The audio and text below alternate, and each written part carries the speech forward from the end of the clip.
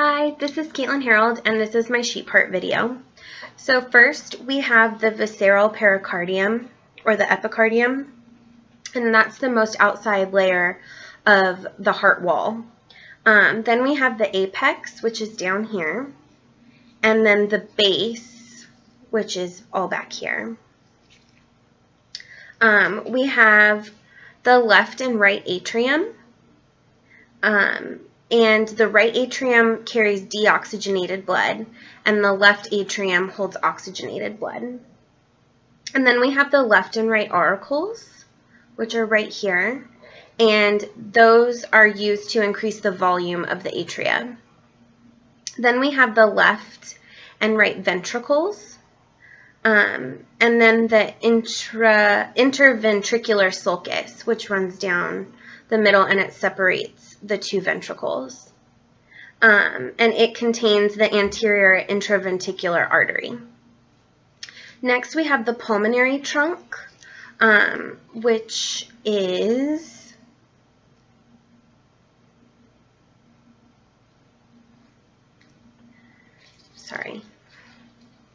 right here.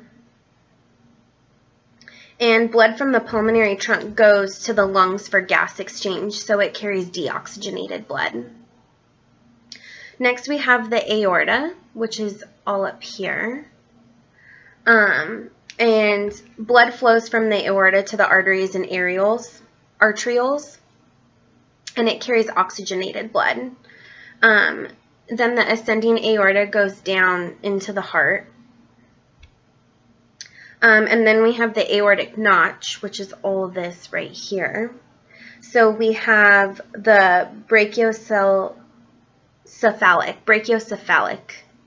artery. And then the left common carotid is in the middle, and then the left subclavian. Then we have the superior vena cava, which is right here. And then we have the inferior vena cava, which should be coming out of the bottom, but I don't see it. I thought I might be able to see it on the posterior side, but I don't think my heart has one. And then if we look at the posterior side, we can see the coronary sinus. And so the blood from the superior vena cava, the inferior vena cava, and the coronary sinus drains into the right atrium up here.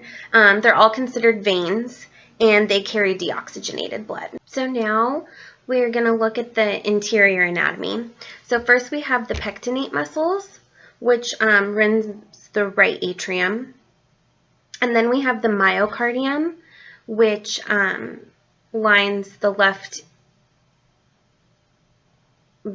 ventricle right here, and you can see it on the right, and it's much thinner than on the left, and that's because the left ventricle pumps blood through most of the body, whereas the right ventricle only pumps blood into the heart. And then we have the trabeculae carneae, and those are right in here. And then we have the intraventricular septum, which separates the two ventricles. And then the bicuspid, which is in the left atrium, is all in here. And then we have the tricuspid, which is right here in the right ventricle.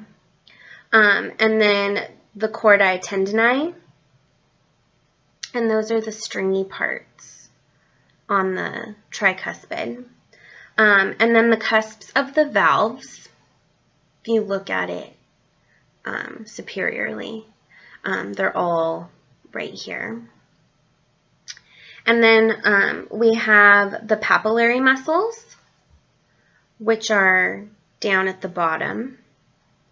And then the pulmonary semilunar valve, which is right, if I open it up a little bit, you can see that it's right in here.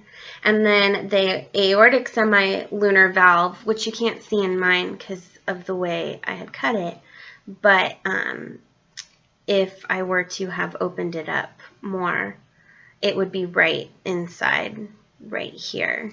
Basically where the aorta opens up to the inside of the heart. And that's it. Thank you.